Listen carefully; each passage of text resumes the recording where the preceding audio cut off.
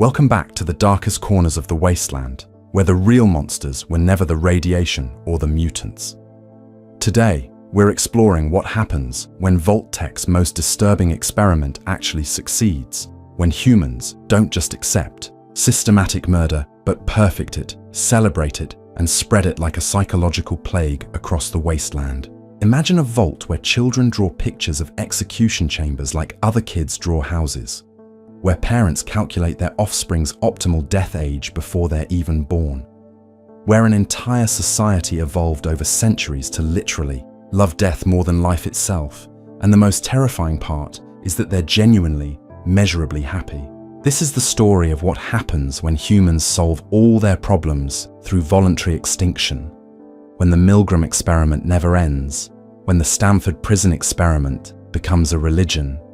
And if you genuinely enjoy this kind of dark storytelling, consider subscribing and liking the channel, but only if it truly resonates with you. They found my terminal last week. The scavengers, I mean. Raiders, maybe. Doesn't matter now. They'll read this and think I'm crazy. Another vault dweller gone mad from radiation. But I need someone to know what we discovered. What Vault-Tec learned from us. From all of us. My name is Marcus Chen. I worked in data recovery for the NCR until 3 months ago. That's when we broke into Vault-Tec's regional headquarters in Nevada. The one they said was picked clean decades ago. It wasn't. The mainframe was still there, buried under tons of concrete, still powered by nuclear batteries. Still recording. I've seen the files from Vault 11. Everyone knows that story. The vault where they had to sacrifice one person every year or everyone would die. The vault where only 5 people survived because they finally refused to continue. Heroes, some call them. The ones who broke the cycle. But there were other vaults. Vaults where the experiment worked exactly as intended. Vaults where nobody ever stopped.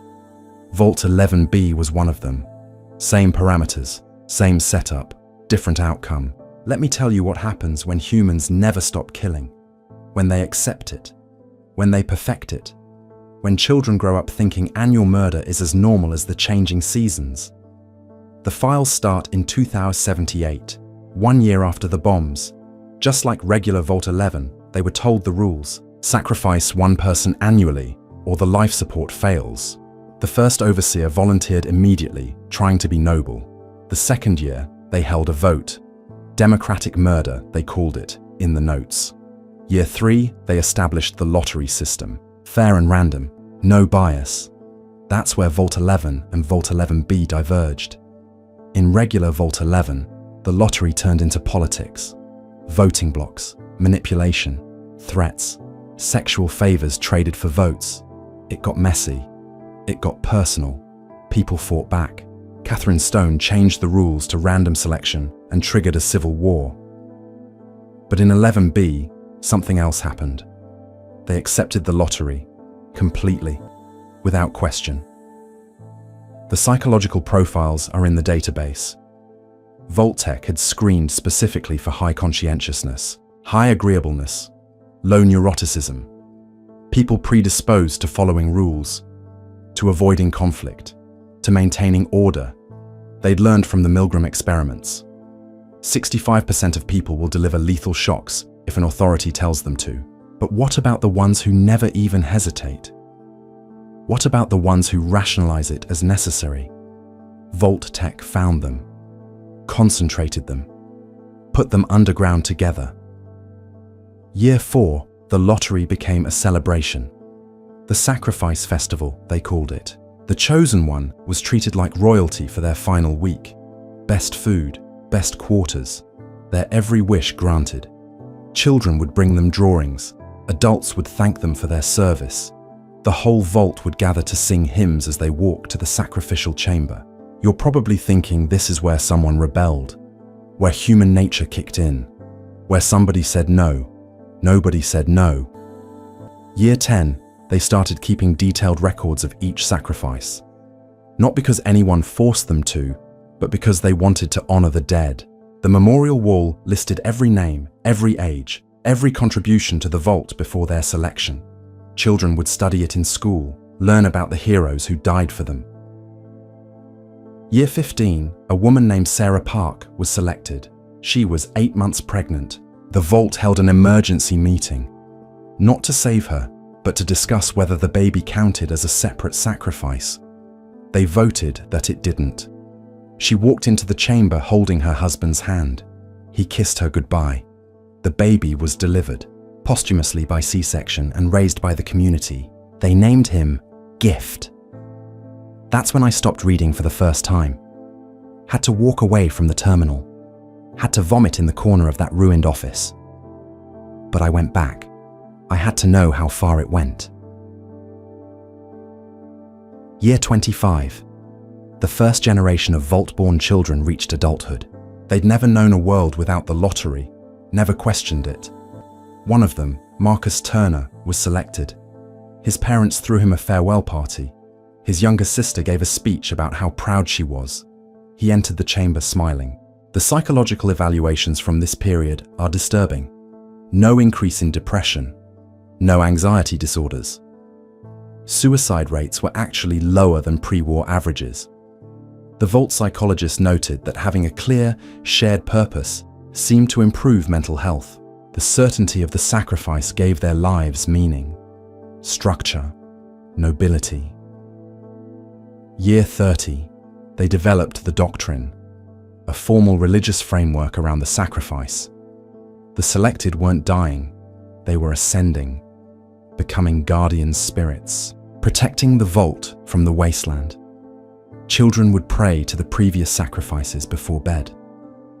Adults would consult the memorial wall for guidance, asking their ancestors for wisdom. I found a child's drawing from this period. Crayon on Vault-issued paper. It shows stick figures holding hands around a glowing chamber. Everyone is smiling.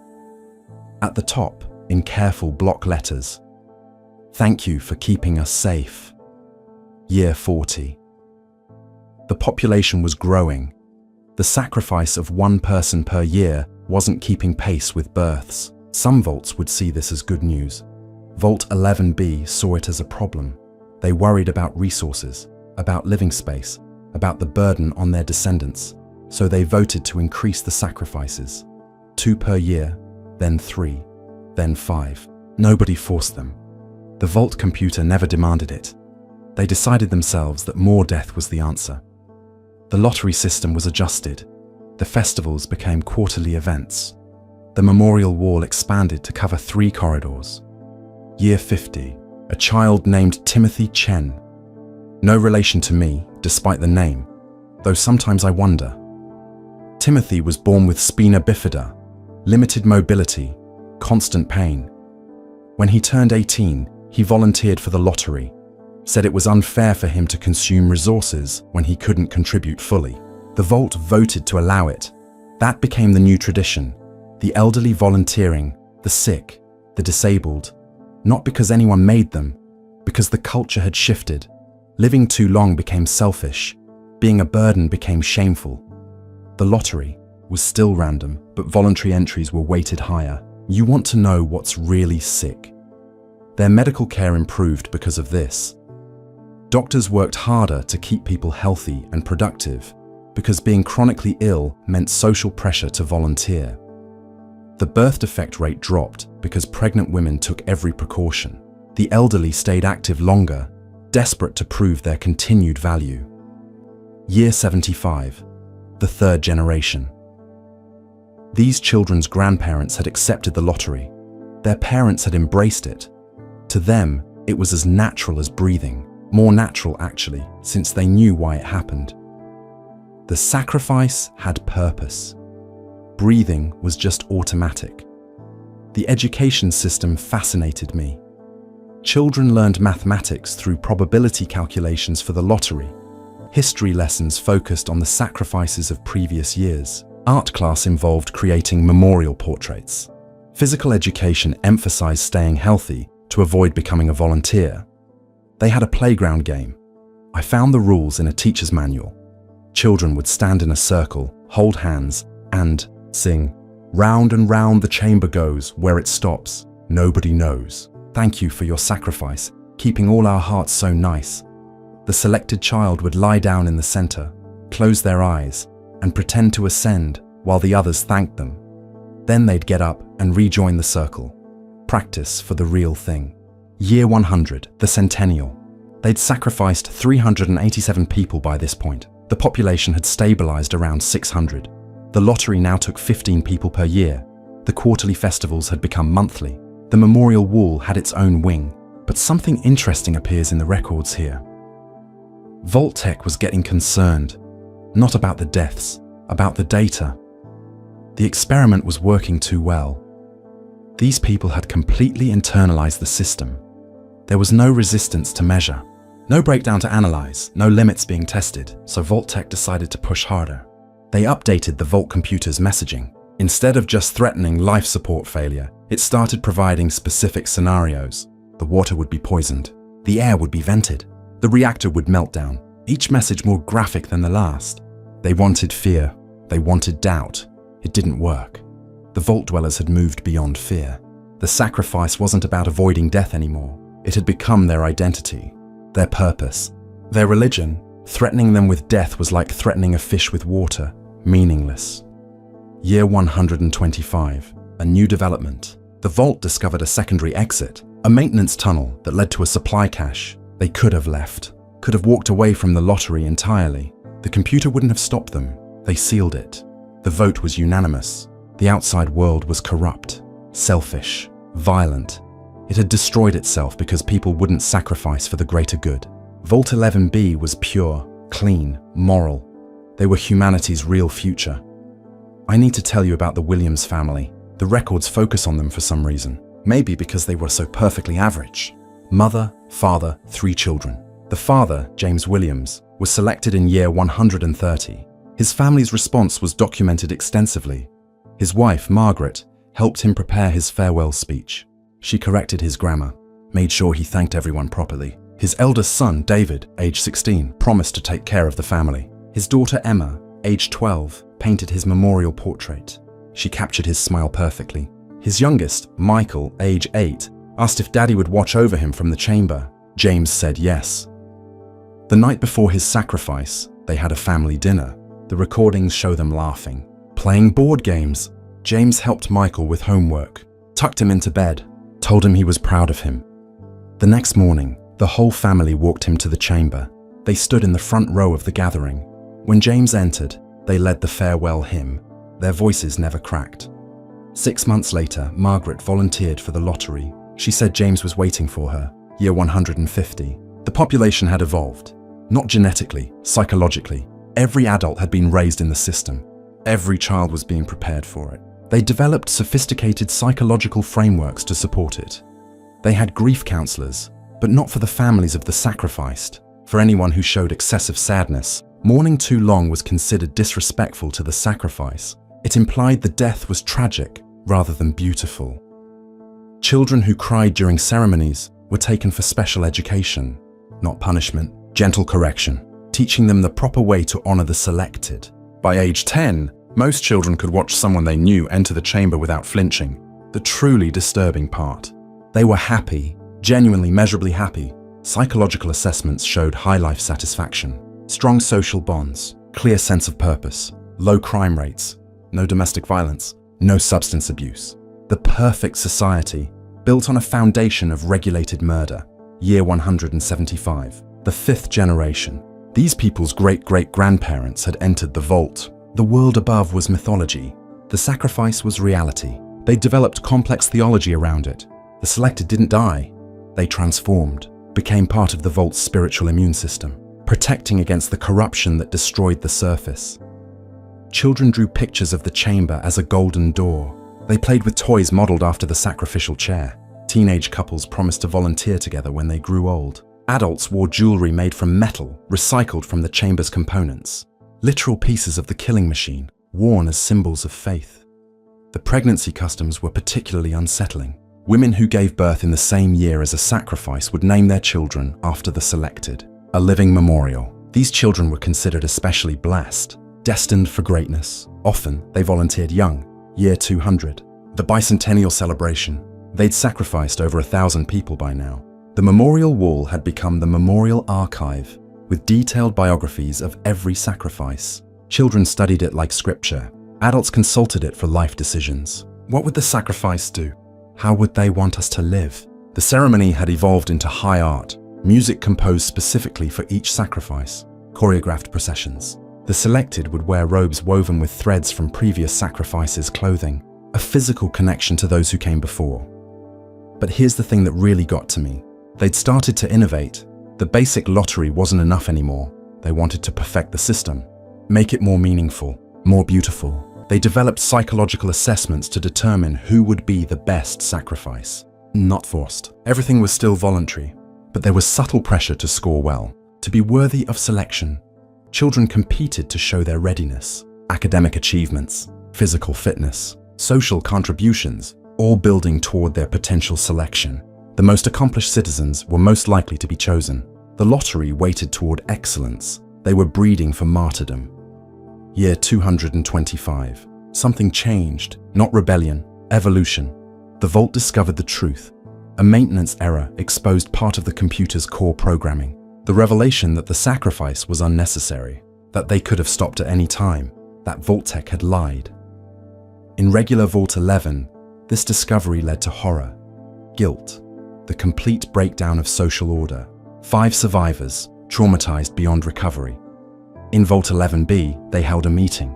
The record of that meeting exists. 3 hours of debate, calm, rational, democratic. Should they stop the sacrifices? The vote was 1,147 to 3 against stopping. Wait, you need to understand what they decided.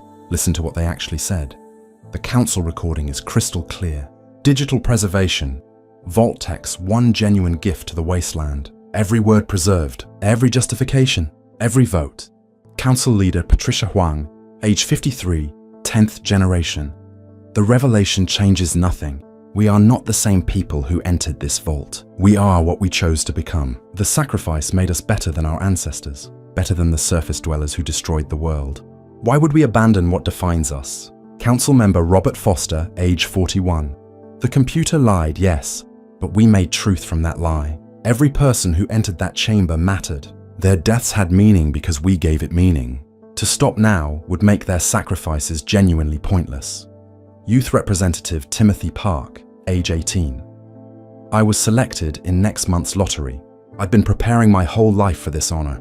You're telling me I should be upset that it's not required? That somehow makes my choice less valid? I choose to sacrifice. That's more powerful than being forced. They didn't just continue the lottery. They celebrated the discovery. The day of truth, they called it. The day they learned they were free to choose and chose sacrifice anyway. It became their highest holiday. Think about that. Think about what that means for human nature. The Stanford prison experiment showed people would become cruel when given power. The Milgram experiments showed people would follow lethal orders from authority. But Vault 11B showed something worse. People would continue killing without authority, without threat, without reason except the meaning they'd created. Year 250. The outside world had started to rebuild. The NCR was forming. The Brotherhood was collecting technology. Humanity was clawing back from extinction. Vault 11B knew this. They'd established limited communication with other vaults through old Vault-Tec emergency channels. They knew the surface was habitable. They knew other societies existed. They viewed them all as inferior. The corruption reports, they called them. Documents analyzing why surface societies were failing. The NCR's democracy, weak, no shared sacrifice. The Brotherhood's technology hoarding, selfish, no greater good. The Raiders, savage, sacrifice without meaning. Only Vault 11B had achieved perfection, a society without crime, without poverty, without the petty conflicts that destroyed the old world. All it cost was scheduled death. They started missionary preparations, not to leave the vault, to spread their doctrine. They developed educational materials, propaganda films, a whole curriculum for teaching the beauty of sacrifice to the corrupted surface world. But first, they needed to perfect their own system further. Year 275, the optimization period. They'd moved beyond accepting sacrifice to actively improving it.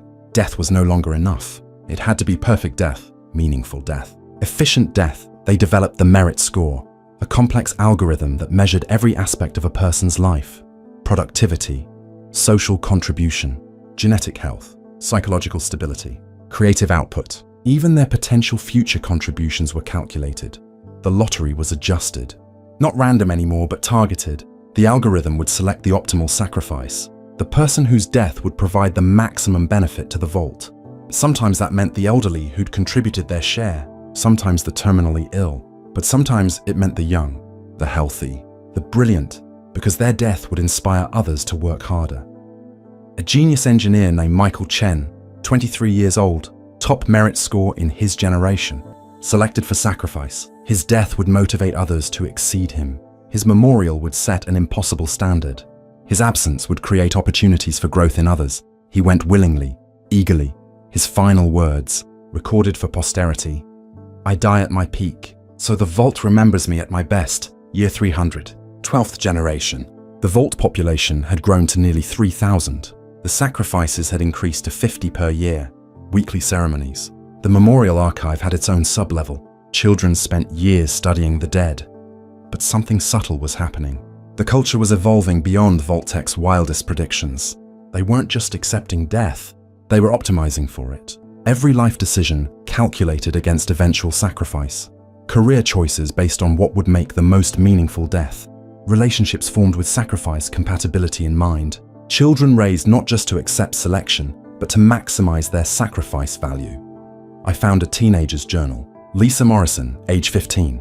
Her entries meticulously track her merit score, her volunteer hours, her academic achievements, her social connections, all building toward what she calls her peak sacrifice window, the optimal time for her to be selected. She calculated it would be age 32, after bearing 2 children and establishing a career in hydroponics. She was planning her entire life around the perfect death. Year 325.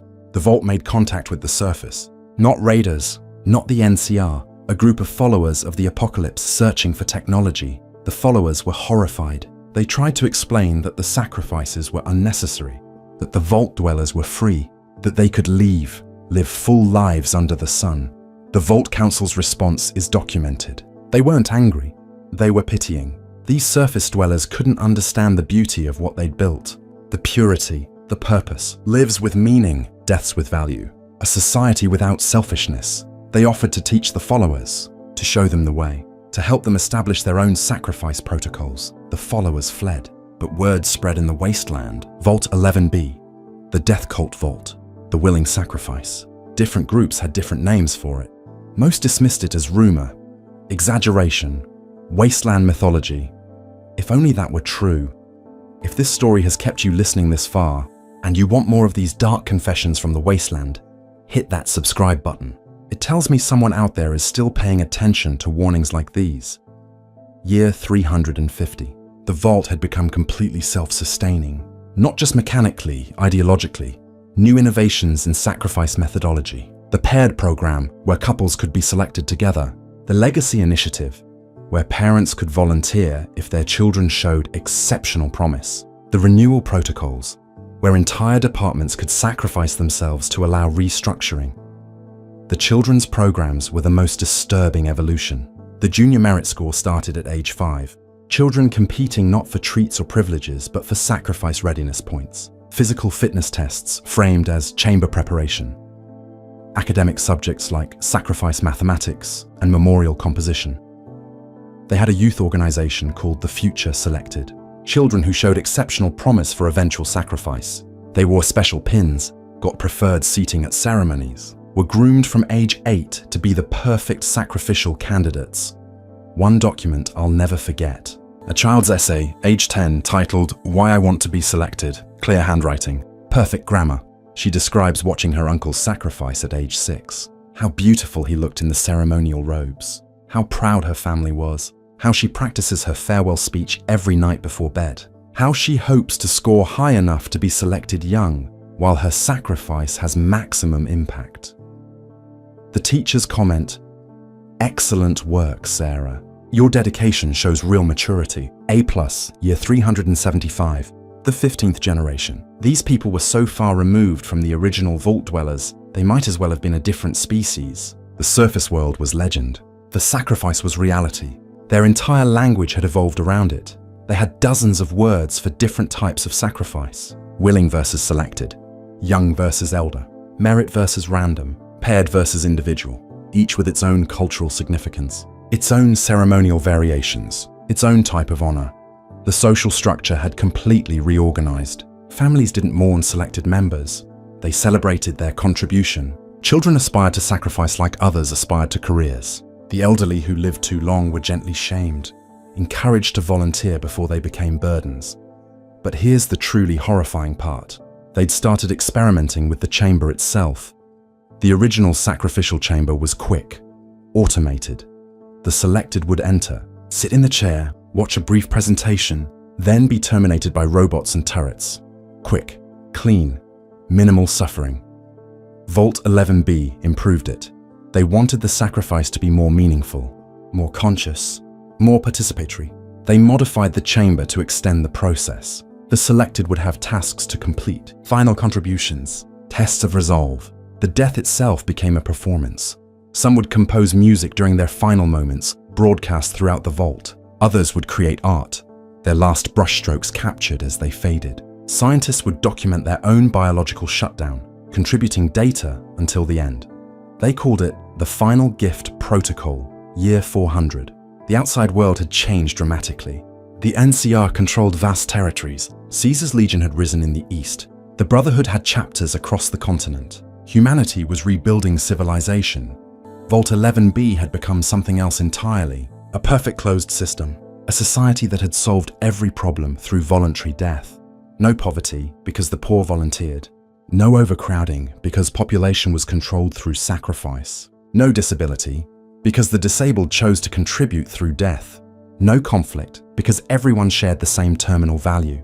They'd achieved what the old world never could: perfect unity, perfect purpose, perfect peace. All they had to do was keep killing.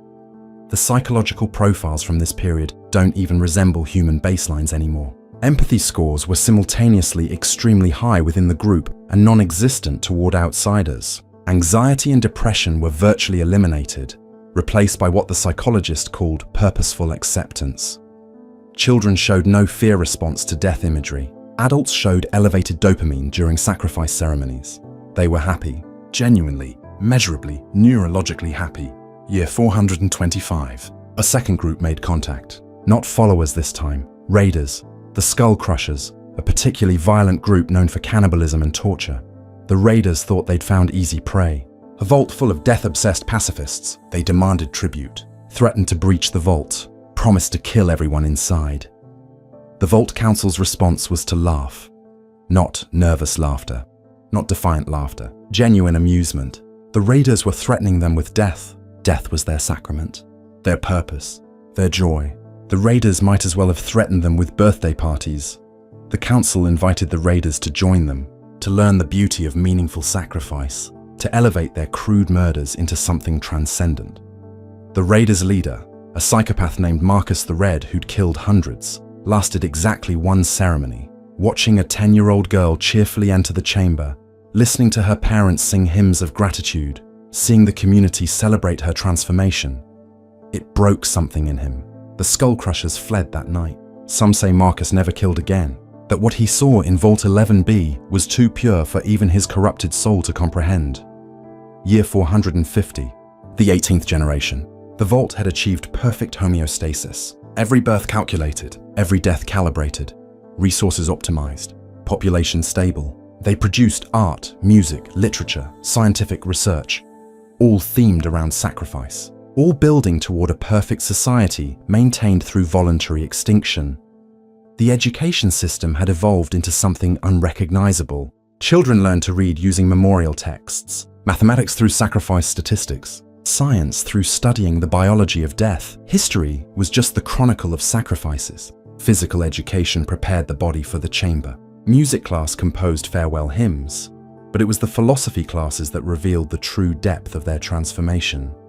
They developed complex ethical frameworks around sacrifice, the doctrine of perpetual gift, the theory of redemptive death, the principles of selective extinction, academic treatises on the optimal age for sacrifice, debates over whether twins should be selected together or separately, research into the metaphysics of the chamber transformation. They'd created an entire intellectual tradition around murder. Year 475, the 19th generation. a young man named David Chen. Again, no relation, though the name haunts me. David was what they called a natural selected, someone whose merit score was so perfectly calibrated that the algorithm selected him at exactly the predicted optimal moment. David had prepared his whole life for this. His parents had optimized his genetics before conception. His education had been precisely tailored. His relationships carefully managed. Every moment of his 28 years building toward the perfect sacrifice. His ceremony was attended by the entire Vault. 3,000 people watching one man die as the pinnacle of human achievement. His final words were broadcast throughout the Vault. "I am complete." The recording shows his parents' faces. They're not crying. They're not even sad. They're proud, fulfilled, their life's work accomplished. They'd created and raised the perfect sacrifice. They killed themselves 6 months later. Not because of grief, because their purpose was complete. Their merit scores would only decrease. Better to exit at the peak, year 500, the 20th generation, the quingentennial celebration. They opened a new wing of the memorial archive. 20 generations of sacrifice, thousands of deaths, a half-millennium of murder disguised as meaning. The ceremony for the 500th year was special. They selected 50 sacrifices, one for each decade, ages ranging from 18 to 80. The entire Vault participated in a week-long festival. Music, art, dance, all celebrating death. But something else happened in year 500. Something even Vault-Tec didn't predict. They decided to expand. Not leave the Vault. Never leave the Vault, but expand the sacrifice. Share the gift with the wasteland. They'd perfected the system. Now it was time to spread it. They started broadcasting old Vault-Tec emergency frequencies. Ham radio, any channel they could access. Not distress signals, recruitment messages, invitations to join them. To learn the beauty of sacrifice, to achieve purpose through death. Most who heard thought it was raiders, or insanity, or old recordings. But some listened. Some came, the broken, the lost, the guilt-ridden. The wasteland was full of people looking for meaning, purpose, redemption. Vault 11B offered all three. The first surface convert was a former NCR soldier named Thomas Wright. He'd massacred civilians in a raid gone wrong. Couldn't live with the guilt, couldn't die with the shame. The Vault offered him a third option, meaningful death, redemptive sacrifice, not suicide, transformation. He entered the chamber 3 months after arriving. The Vault records describe him as peaceful, grateful, ready. More followed. Ghouls tired of centuries of life, super mutants seeking purpose beyond violence. Even a Brotherhood scribe who'd lost faith in technology as salvation. Vault 11B became a pilgrimage site for the suicidal. But they didn't just let anyone sacrifice. You had to earn it. Learn the doctrine. Understand the meaning. Prove your worth. They were turning murder into a privilege. Year 510. The converts kept coming. Not floods, trickles, but enough. The Vault's population swelled to 4,000. The pure-born Vault dwellers called themselves the original blood. The converts were known as the redeemed. The integration process was documented meticulously. Converts underwent months of psychological conditioning. Not brainwashing, education, teaching them to see death differently, to understand sacrifice as gift rather than loss, to appreciate the beauty of voluntary extinction. The success rate was surprisingly high. 60% of converts fully integrated. The others, some fled. Some couldn't adjust. Some broke down completely. But those who succeeded became the most fervent believers.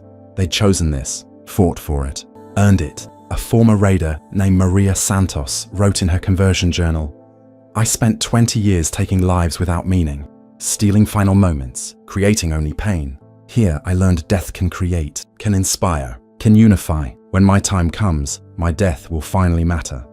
She was selected 2 years later. Her ceremony drew the largest crowd in Vault history. The reformed killer, achieving redemption through sacrifice. The Vault composers wrote an opera about her transformation. Children performed it annually for the next century. Year 525, the 21st generation. They made another discovery. Not about the Vault, about themselves. The genetic surveys showed something disturbing, or beautiful, depending on your perspective. 20 generations of selective sacrifice had changed them. Not just culturally, biologically. The scientists called it evolutionary pressure through voluntary selection. Those with strong self-preservation instincts had volunteered less, had fewer children before sacrifice. Their genes dwindled. Those with weaker self-preservation, those who embraced sacrifice, they reproduced more, lived to optimal breeding age, passed on their acceptance. They were evolving to want death. The neurological scans confirmed it. Reduced activity in the amygdala when exposed to death stimuli, elevated dopamine responses to sacrifice imagery, decreased cortisol during selection announcements. Their brains were literally rewiring to find joy in termination. Vault-Tec's notes from this period are frantic. This wasn't planned, wasn't predicted. Human evolution typically takes millennia. But in the closed environment of the vault, with such intense selective pressure, it was happening in centuries. They were creating a new subspecies, Homo sacrificus, humans programmed for voluntary extinction, year 550. The vault established contact with another experiment, Vault 11C. Same parameters as 11 and 11B, but a different outcome entirely. 11C had descended into barbarism, torture, sadistic selection processes. The sacrifice had become punishment, terror, traumatic spectacle. Vault 11B was horrified, not by the death, by the inefficiency, the waste, the meaninglessness. Death without purpose was obscene. Suffering without transcendence was primitive. They sent missionaries, 3 volunteers who would teach 11C the proper way to sacrifice. The beautiful way, the meaningful way. The records from 11C show what happened. The missionaries arrived, observed the brutal selection process, the torture chambers, the screaming victims, the traumatized population, and they laughed.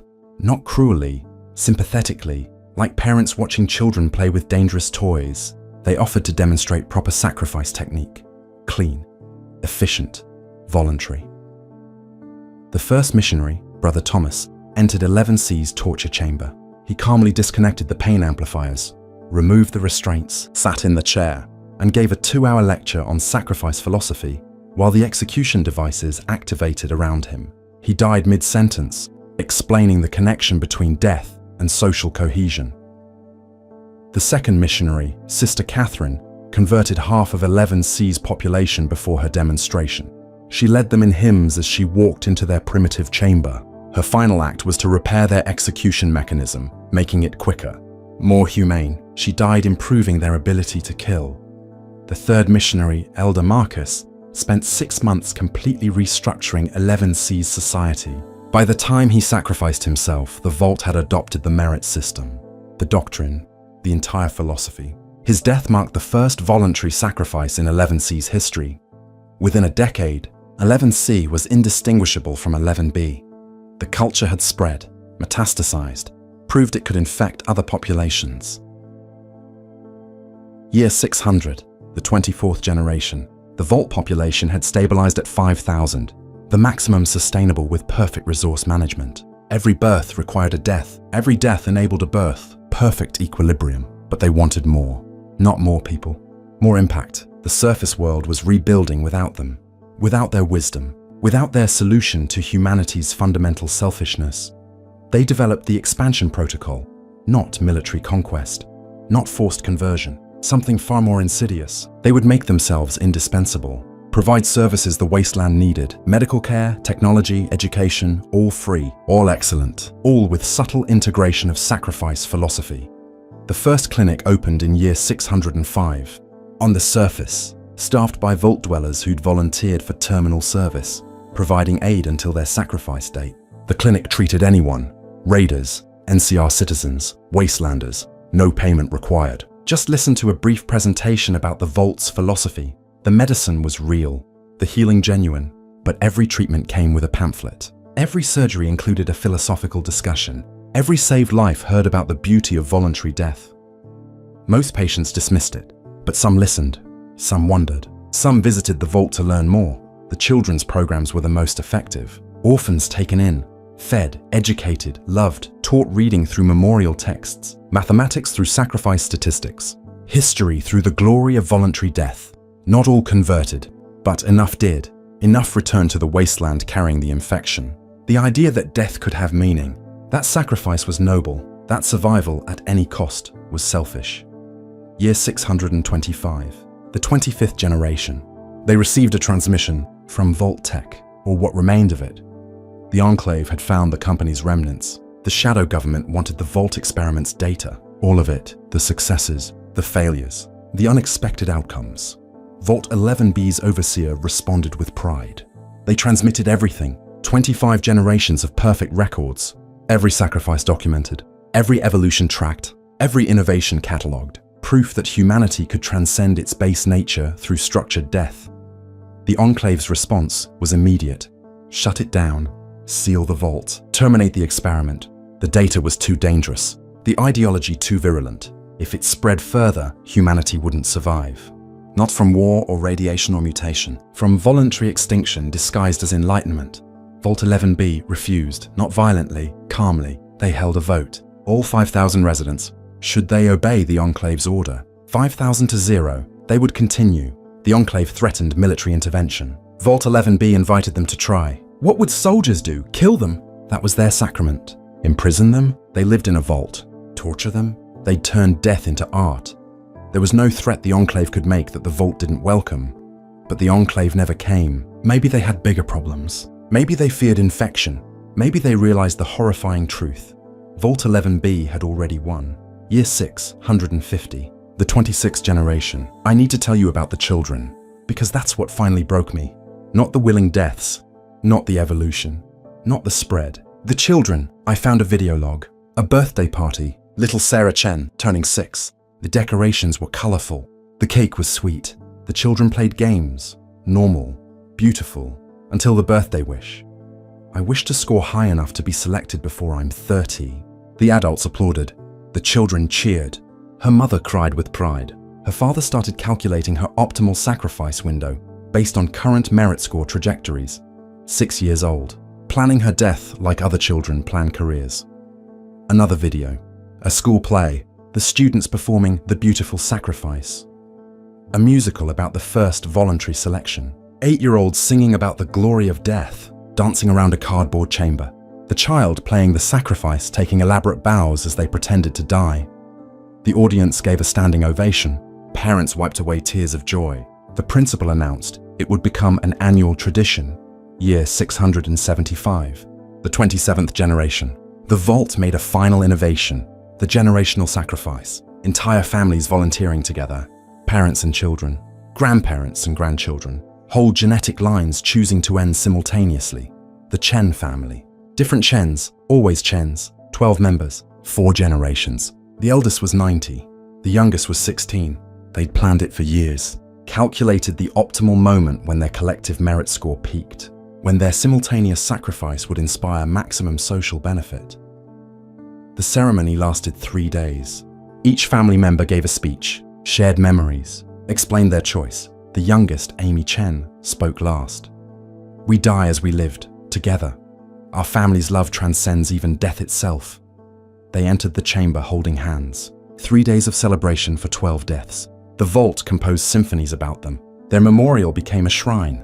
Other families started planning their own generational sacrifices. Year 700.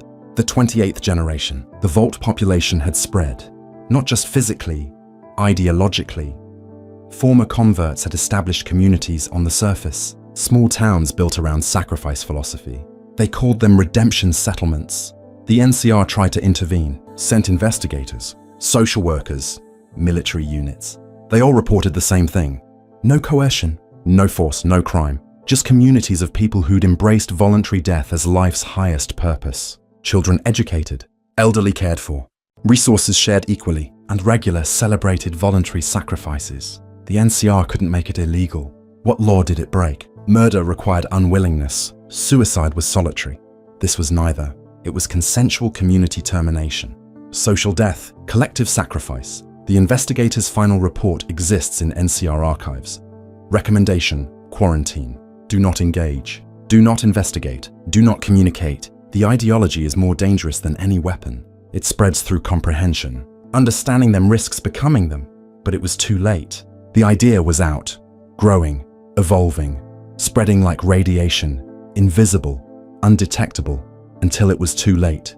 Year 725. The 29th generation. Vault-Tec's final log. The experiment had exceeded all parameters, surpassed every prediction, answered questions they'd never thought to ask. Could humans be conditioned to embrace death? Yes. Could they maintain civilization while doing so? Yes. Could the behavior become self-sustaining? Yes. Could it spread beyond the experimental environment? Yes. Would humanity survive if it spread everywhere? No, the final note, handwritten, shaking script. We were wrong. We thought we were testing obedience, authority, social pressure. We were testing something else, something deeper, the human capacity to find meaning in anything, even our own extinction. They don't follow the sacrifice because they have to.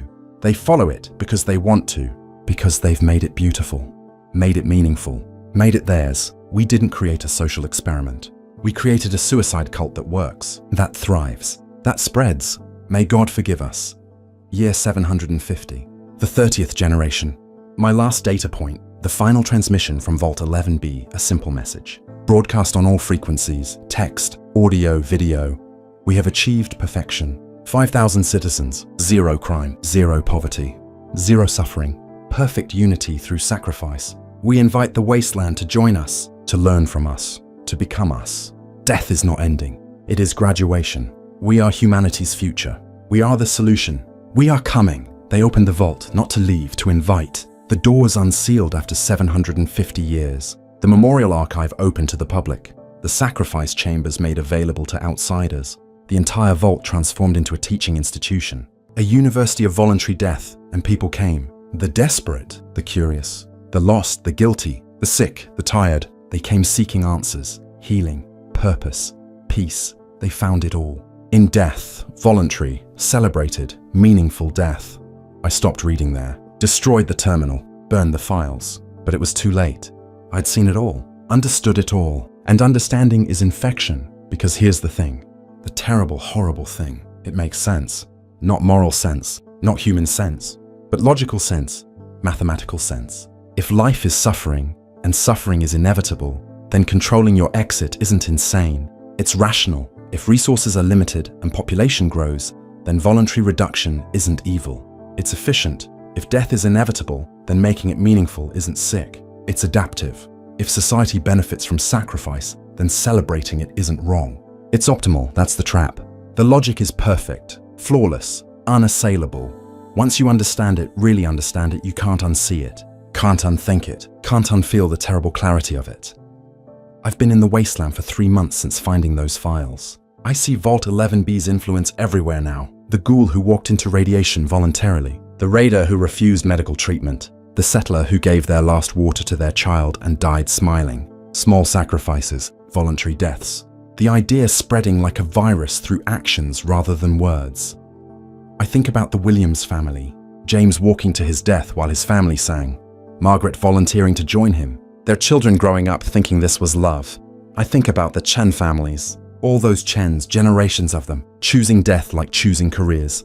I think about those children, 6 years old, planning their executions, practicing their farewell speeches, drawing pictures of golden chambers. I think about evolution, 20 generations of selective pressure, breeding for acceptance, creating humans who want to die. And sometimes in the darkest moments, in the radiation-sick mornings and the hunger-mad nights, I understand them. The vault dwellers, the converts, the volunteers, the children. Death is coming anyway. Why not make it mean something? Why not make it beautiful? Why not make it ours? That's when I know the infection has reached me. The idea has taken root. The terminal I destroyed, the files I burned, they were just data. The real contamination was comprehension. Vault-11B is still out there. Doors open. Broadcasting, teaching, growing. And we can't stop them, can't fight them, can't destroy them, because they're not our enemy. They're our future, a future where humanity solves all its problems through voluntary extinction. Unless someone stops them, unless someone warns the wasteland, unless these words reach someone stronger than me, someone who can hear this story and not be infected by its logic, someone who can know about Vault-11B without understanding it, without accepting it, without becoming it, but I doubt such a person exists. Because once you know, truly know, what humans are capable of accepting, of celebrating, of becoming, you can't unknow it. The experiment succeeded. God help us all, it succeeded perfectly. They're still out there, still accepting volunteers, still teaching their doctrine, still spreading their solution. And the worst part, the absolute worst part, they're happy. Genuinely, measurably, undeniably happy. Happier than anyone in the wasteland. Happier than anyone in the vaults. Happier than humanity has ever been. All they had to do was learn to love death more than life. My name is Marcus Chen. I found Vault-Tec's records. I learned what humanity becomes when it chooses meaning over survival. And tomorrow, I'm walking back to Vault 11B.